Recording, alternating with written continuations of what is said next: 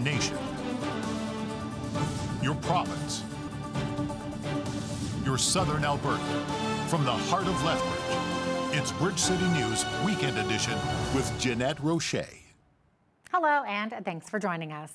Alberta was open for summer and now closed for fall. The province declared a state of public health emergency with new health measures in effect to help prevent the spread of the fourth wave of COVID-19.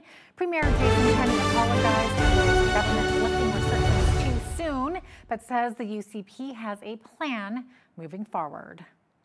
Based on our analysis of other jurisdictions around the world with similar rates of vaccination, we believed that we could prudently move away from addressing COVID as a pandemic and towards an endemic. It is now clear that we were wrong, and for that, I apologize. To prevent an ongoing crisis, we must do three things urgently. First, we must maximize our healthcare capacity. Secondly, reduce transmission of the virus by reducing interaction with other people. And thirdly, we have to get as many people as possible vaccinated. According to Alberta Health, the province now has 18,421 active cases of COVID, with 877 in hospital with the virus and 218 in intensive care. There have been large increases in many zones across the province as well, as you can see there on the slide. Meanwhile, the province's Chief Medical Officer of Health, Dr. Dina Hinshaw, says the new restrictions to curb the spread of the virus will be far-reaching. I know some may wonder why I did not recommend a regional approach. And the answer is simple. While case numbers are highest in urban centres, they are high everywhere right now. This is a provincial concern. In fact, right now, hospitalization rates for COVID-19 in rural areas are almost triple that of Edmonton or Calgary, highlighting that this is a province-wide challenge that requires province-wide solutions. The Alberta government says over 79% of eligible Albertans have gotten their first dose of the COVID vaccine, and over 71% have received their second dose. As for the province-wide restrictions, which are now in effect, they include a mandatory work-from-home measure. Indoor private gatherings for those who are fully vaccinated are limited to 2 households of a maximum of 10 people. Outdoor private social gatherings are limited to a maximum of 200 people. As for places of worship, it's back to 1/3 attendance with mandatory face masks. Masking is now mandatory for students in grade 4 and up, plus teachers and staff in all grades. And starting September 20th, when it comes to sports and fitness, no indoor group classes or activities will be allowed. For restaurant owners, it will be outdoor dining only with a maximum of 6 people per table, but restaurants are eligible to implement the restriction exemption program for those with a vaccine passport. Well, when it comes to a vaccine passport being implemented in Alberta, many of those who supported Jason Kenney during the last election won't be too happy. That's according to our legislative reporter and Alberta correspondent with the National Post, Tyler Dawson, who has the details. Even though the vaccine passport system seems to actually poll relatively well among Albertans, something like 70% of people, support this sort of idea. Of course, 30% is a not inconsequential number of people in this province, and there is a good chance, I would say, that plenty of them are Jason Kenney voters, are UCP supporters. So it's going to be very interesting to see how Kenney sort of navigates that over the next few weeks to try and keep his base from getting too upset about these measures. We'll have more from Tyler Dawson coming up later in the show. At least 8 post-secondary schools in the province are temporarily canceling in-person classes as they work to adapt to the new health restrictions. The schools include the University of Lethbridge, Mount Royal University, the University of Calgary, and the University of Alberta. But earlier this week, the University of Lethbridge made the decision that students and campus community members will be required to show proof of vaccine before entering campus. Rapid testing will no longer be accepted as an alternative to vaccination, except for campus community members who cannot be vaccinated based on medical or other protected grounds. A number of freedom of choice rallies were held last weekend in both Calgary and Edmonton. Thousands, including first responders and healthcare workers, were protesting the vaccine mandates for municipal, provincial, and federally regulated employees.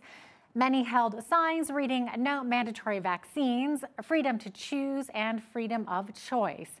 A number of vehicles drove by with drivers honking in support of the protesters. Starting October 30th, if we're not voluntarily vaccinated, I will be laid off. We need to take a quick break, but stay with us for more.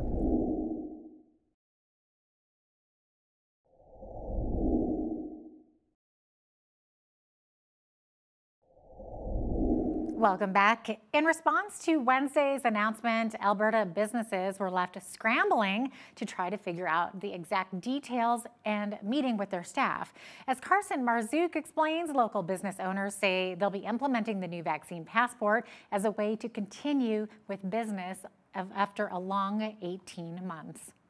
Starting September 20th, businesses in Alberta will need to abide by the new COVID-19 restrictions announced by the Alberta government, or they can choose to use the restrictions exemption program, where they will be required to ask customers for proof of vaccination upon entry. Local businesses that we talked to in Lethbridge say they will be adopting the new passport as a way to continue to bring in revenue. The narrative that we're getting right now is business owners are a little bit thankful that they can at least still operate to some capacity. You know, it's not a complete halt to operations as it has been in the past. With the new passport announced, Lethbridge Chamber of Commerce CEO Cindy Voss says lots of questions are still up in the air as to how it'll work. It puts a lot of pressure on business.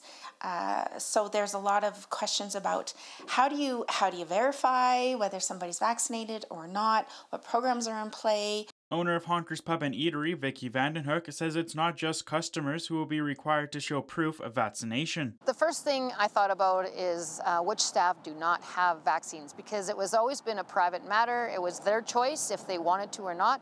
And now it comes down that as an employer, I have to ask them if they have their vaccination, because if they don't, then they're not allowed to work. The main message from business owners today was to be patient throughout the coming weeks. It's a community effort, right? Right now we're in this situation, and it's a community effort to get back on the right track. So, you know, don't blame the business owner for doing what they're mandated to do, right? We're just here doing our job, making sure our businesses stay alive at this stage. The Alberta Chamber also put forward an initiative to end the 10 p.m. curfew for liquor sales if businesses are abiding by the new passport exemption. For Bridge City News, I'm Carson Marzouk. Thank you, Carson. Many questions are being asked about vaccines, booster shots, testing, and availability. These latest measures have caused a surge in people booking appointments to get vaccinated. VDL journalist Naveen Day is here with more. So, Nav, you spoke with a local pharmacist to get answers to the influx of questions the community is asking? That's right, Jeanette. I was at the medicine shop on 20th Street South, where pharmacist and owner Vishal Sukadia says that within the first 90 minutes after opening his doors on Thursday morning, he administered over 20 COVID-19 vaccinations. This is in the wake of new measures announced by the province to get Albertans vaccinated. Others were at the shop to ask questions about the vaccines, vaccination, and availability. He took some time out to answer some burning questions the community has. Some people are holding out for a vaccine being billed as the vaccine for the vaccine hesitant, a protein subunit vaccine known as Novavax. Novavax says their product acts more like a traditional vaccine compared to the mRNA ones. Sukadia argues why the mRNA vaccines are much safer. You are just getting injected, just the code, just the RNA messenger code, which has the information. It's just the information is injected. It's not the whole cell or the protein subunit is injected into your body. So, like, there is no way that you can get the disease from it. Basically, our body, what they are trying to do is, from that information, they are just trying to get build the protein. That's all it is. Novavax is still pending approval from Health Canada. And a common question among fully vaccinated Albertans is whether or not a booster shot is necessary in the prevention of new variants of COVID-19. Sukadia says that it all depends on the demographics of fully vaccinated people in hospital. Most of those vaccinated individuals are like immunocompromised or who live in congregate living facilities. But when they start seeing people like you and me, healthy individuals, fully vaccinated, then they will certainly go forward the third shot. So both Moderna and Pfizer, they are good for at least 6 months minimum. Sukadia says his and other pharmacies have ample stock of both Pfizer and Moderna shots, and many appointments are still available. For those who are unvaccinated but wish to attend businesses or events that are participating in the restriction exemption program, he adds that his pharmacy also offers rapid antigen testing. Starting September 20th, proof of a recent negative COVID-19 test is a requirement for those who cannot provide proof of vaccination or documentation of medical exemption if they wish to enter a participating business or venue. For Bridge City News, I'm Naveen Day. Thank you, Naveen. With a vaccine mandate now in place, some Canadians are finding themselves facing possible work terminations. Up next, we speak with a constitutional lawyer about the legalities of mandatory workplace vaccines and these vaccine passports. But first, a quick break. Keep it right here.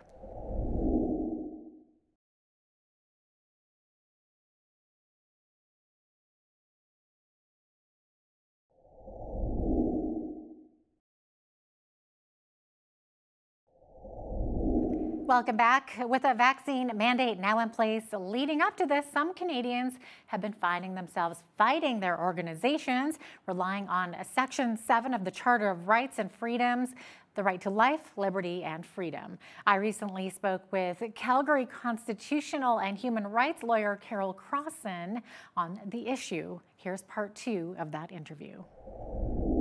So, Carol, are provincial governments bound by our charter rights then, or is it that the charter upholds citizens' rights in spite of what the government attempts to place on us? I think the strongest footing we have against governments is under Section 7, that we should not be forced. I mean, Section 7 was at play with the euthanasia debate. It's been at play with the abortion debate. It's that my body, my choice extends past ideas about specific medical treatments like abortion, but many would say that includes that applies to any medical treatment, that we should be able to decide. The government shouldn't decide for us. And Jeanette, what I'm worried about is this idea that today that may be right for one sector of the population and not the other, but tomorrow, are we going to like it when the government steps in to tell us what to do with another medical choice? I don't think so. So on the employment side of this issue, then, can an employer mandate that the employee receive a vaccine? And can an employee use a threat of terminating employment to coerce that employee to receive the vaccine? The issue is whether that would be dismissal for cause, whether that could be appropriate. I think there's a lot of uncertainty so that employers, if they did terminate on that basis, they'd have to pay severance. That's my understanding. But the strongest footing an employee has is under very established human rights legislation that if they fit under a protected ground under that legislation, and in every province, the protected grounds that would be relevant here are disability or medical and religious belief or conscientious belief. Okay, so then would this be considered a human rights violation then? I think human rights is the strongest law that would be relevant in the employment context, yes. So what can an employee do if their employer is requiring them to get the vaccine no matter what? Well, if they're in an employment context, some of them are writing to their employer preemptively to say, this is my position. They're often gathering other fellow employees around them and writing preemptively to say, thank you so much for respecting our rights in the workplace. We support our rights being upheld in the workplace, to kind of preempt moves. And then if they are hit with a vaccine mandate, many employees are writing to say, or having lawyers write to assert the principled rights they have under the charter, although those technically will not apply if they're in a private employment context. Their rights to informed consent, any exemptions that they think they qualify under human rights legislation. Well, it might be too late for that in some of these cases, but outside of an employment context, how can Canadians who choose to remain unvaccinated for whatever their reasons, how can they maintain their right to go about their business as usual, especially now that many private entities are requiring that proof of vaccine? I am hearing, Jeanette, about even at this early stage, a lot of businesses in BC that are saying, I'm not turning people away. I'm not asking for their passes. So it's nice to see Canadians standing for freedom. I really hope Canadians prize their freedom. It's precious. We can lose it so easily. Carol Crossan, thanks so much for joining me. That was constitutional and human rights lawyer Carol Crossan out of Calgary. For 18 months now, Albertans have navigated the realities of COVID-19. And Dr. Jason Kindrachuk, an assistant professor at the Department of Medical Microbiology and Infectious Diseases for the University of Manitoba, wishes that Alberta had followed Manitoba's strategy, where they launched their reopening plan in the early summer, but then quickly reinstituted their restrictions. I think right now it is about how do you manage control of transmission, also knowing that you're potentially going to exhaust your hospital, basically your healthcare system within the span of the next week and a half or so. And we know that changes that come into effect now probably aren't going to make much of a dent in transmission, probably in terms of numbers for at least the next couple of weeks. Up next, Alberta legislative and National Post reporter Tyler Dawson with some insights into our federal election. Stay with us.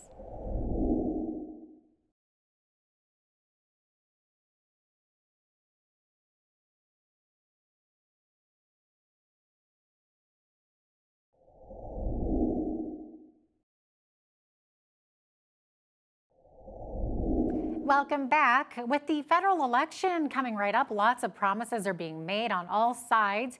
Our own Hal Roberts caught up with the National Post reporter Tyler Dawson to discuss. Take a look. The federal election, Tyler, is just around the corner, and it appears as though Liberal leader Justin Trudeau has been taking a number of shots, not just at Erin O'Toole and Jagmeet Singh, but also Alberta Premier Jason Kenney. I'm surprised Trudeau hasn't also taken shots at Stephen Harper again.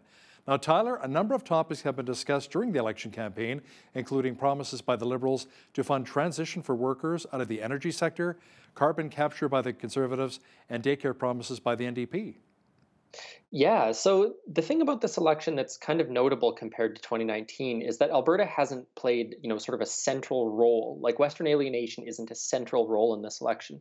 But of course, tangentially, there are all these things that are being discussed that do affect Albertans. And as you mentioned, something like transitioning energy workers to green jobs, whatever that future might be, whenever that might be, is something that is clearly going to be of interest to voters. Carbon capture for the Conservatives, and of course for all three parties, some sort of carbon tax or some sort of carbon reduction program, and also daycare, because of course all the major parties are promising some sort of daycare scheme. So, there are these issues, I think, that matter to Albertans that are being talked about on the federal campaign trail. But of course, none of the issues are, Alberta itself, which is just sort of an interesting distinction from 2019. And as you mentioned right off the bat, yeah, Trudeau has been campaigning against Jason Kenney to some extent. He said in recent days that would you want Erin O'Toole sitting across the table from Jason Kenney when trying to end the pandemic, sort of things like that, trying to sort of paint Erin O'Toole as the same as Jason Kenney, who of course is not an especially popular premier right now because of the decisions his government has made around the pandemic. So sort of a strange election from an Alberta perspective. And of course, very few of the party leaders have spent very much time here is the other thing. So it's been, I feel like I'm just kind of an observer of it. I barely feel like I'm covering it, It's true. Yeah, I look online as well, and you see a lot of the media veils with Erin O'Toole, Justin Trudeau, Jagmeet Singh. They're in Whitby, Ontario. They're in Montreal, Quebec. They're out in the Atlantic provinces. They're back in Scarborough, Ontario. East of Toronto there, and part of the GTA. I'm like, what's going on? What about us here in Alberta? You're right. It's almost like they forgot about us. Now, Tyler, back in 2019, Alberta Premier Jason Kenney was all over the federal election, throwing his support behind Andrew Scheer. But he's been very quiet this time around. Why do you think that is? I think it's probably partly what we just sort of talked about, that Jason Kenney is not super, super popular among Alberta voters. And Erin O'Toole needs Alberta voters. Obviously the election, as you sort of hinted at, is being fought out in some of these other places. One riding in Alberta is not going to swing the election compared to, the importance of ridings around the GTA and things like that. But Aaron O'Toole needs to depend on pulling most, if not all, of the ridings in Alberta and Saskatchewan in order to have, a fighting chance at a minority or a majority or a strong minority against the Liberals. So with Jason Kenney being as unpopular as he is right now in parts of Alberta, I think probably they're looking at it and saying, well, this is a little bit of a risk. If Aaron O'Toole was to come to like downtown Edmonton or downtown Calgary to campaign and Jason Kenney was there, well, that might not be the best thing for his campaign. So I think that's certainly a large factor that's at play here. And we have sort of seen that in the past. Jagmeet Singh did not spend very much time in Alberta in previous years. Rachel Notley did not spend very much time with him for sort of similar reasons, I think. I think it's safe to say as well, Tyler, that a lot of provincial party leaders, a lot of premiers have taken quite the hit in popularity during the COVID-19 pandemic, and Jason Kenney included, as we just mentioned. Do you think he has enough time to rebuild his image and the party's image? Because the next provincial election's not for another couple of years here. Yeah, and a couple of years is a lifetime in politics. I think quite literally anything could happen. I think he certainly has a very rocky road ahead of him. I think even he would probably tell you that there's considerable work to be done on the economic front, which of course the UCP made very, very challenging promises on the recovery of the economy after the 2016 crash, and also the pandemic. 3 months ago, the premier was saying that we were going to be out of it for good, and now that's not the case. And so when is that going to be the case? So I think the future is very, very unclear for the premier and for his party. But it's a lot of time, and anything can happen for sure. It's just going to take, I think, a fair amount of hard work on the part of the Conservatives to convince people to vote for them instead of looking at the alternatives. Coming up after the break, we bring you some of the top local stories from around southern Alberta. Keep it right here.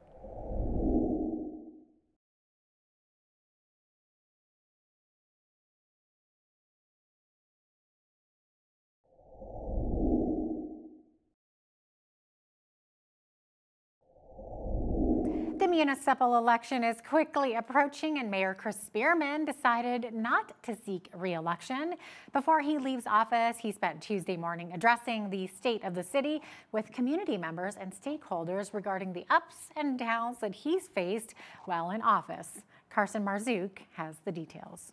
We are just over a month away until the municipal election, and Mayor Chris Spearman spent Tuesday morning reflecting on the highs and lows of council's time in office, giving him a chance to look back on the accomplishments made in the last 4 years. You don't notice it when you're working on it week to week and day to day as much, but then it is nice to sit back and reflect on what we had 1 term and 2 terms ago and what we have now and how the city's progressed. Some of those items include the Park and Ride Terminal, Exhibition Park, Agri-Food Hub and Trade Center, airport renovations, and Truth and Reconciliation. Spearman gave a detailed presentation of past and future projects, hoping to provide some insight as to what being on council looks like before he leaves office. Provide information that will benefit candidates and which will benefit voters. So you'll be able to look at information on the website and maybe ask some good questions of the people running for council. Being the mayor of a city has both positives and negatives. Spearman says one of the hardest challenges he faced while in office was the drug and homelessness crisis that Lethbridge has endured over the last few years. It became apparent within a year or two of my first being elected. By 2014, we had a growing drug problem. By 2015, it doubled, and it doubled every year. Achieving solutions on some of our social problems is perhaps one of my frustrations and one of the things that will be a challenge for the next council. Throughout his presentation, Spearman touched on the process of making the city functional, which relies on the surrounding partnerships with different organizations. We look at the partnerships with the University of Lethbridge, with the Lethbridge College, with Alberta Health Services. Those are important partnerships that we can't ignore. And I think what this challenge through the pandemic has been is that we are working together stronger as stakeholders, and we're listening to each other in ways that we didn't listen to each other before. As of September 14th, there are 8 mayoral and 19 city councillor candidates eyeing up a seat in council chambers. For Bridge City News, I'm Carson Marsouk. A group of protesters gathered outside of City Hall in Lethbridge on Wednesday. They held a silent rally in response to the recent announcement that healthcare providers working for AHS will now be required to receive the COVID vaccine. As Carson Marsouk reports, attendees say they were not happy with that announcement. About 300 people came together outside of City Hall on Wednesday afternoon for a silent protest in response to the mandatory vaccinations for healthcare workers in Alberta and Albertans' freedom of rights. Protesters voiced their displeasure with pandemic protocols and widespread mandates. In my solidarity for this community that I grew up in, that I was born and raised in, I'm going to do everything that I can to be seen and heard, to say this is wrong. Do not push. Do not force anything. We do not consent. We the people do not consent. The protest follows a recent announcement from Alberta Health Services requiring all of its employees and contracted healthcare providers, including physicians and other frontline healthcare workers, to be fully immunized for COVID-19 by October 31st. For attendee Marita Stump, the reason she came out was to show her support on a personal level. People are threatening us, our jobs and our lives, but the thing too is we have that right to choose if we want to live or die. Rallies like this have been happening in Calgary, Edmonton, and Grand Prairie over the past week. These types of protests have come under fire from AHS and the Alberta government, as most were taking place outside of hospitals, blocking the entrances for people to enter. As for the one in Lethbridge, the group stood in silence for an hour before walking through downtown. We need our voice heard. Today you didn't hear the voice because it was a silent protest. Even in silence, we can protest the freedoms of people. We don't need a government body telling us what to do. We don't need anyone telling us what to do. We can govern ourselves. As of September 13th, 71.3% of Albertans 12 or older are fully immunized. For Bridge City News, I'm Carson Marsouk. And in response to the protests outside of Alberta hospitals, AHS CEO Dr. Verna Yu says she supports people who choose to use their freedom of speech, but condemns anyone who blocks entrances to healthcare facilities or attacks healthcare workers. Have you decided who you are voting for in this next federal election? We invite you to participate in our election poll. Make sure you log on to our website at bridgecitynews.ca and vote in our poll. We will have the results for you on Monday night. Up next, the federal election is just around the corner. We speak with NDP hopeful Elaine Perez and also CHP's Jeffrey Kapp. But first, a quick break. Keep it right here.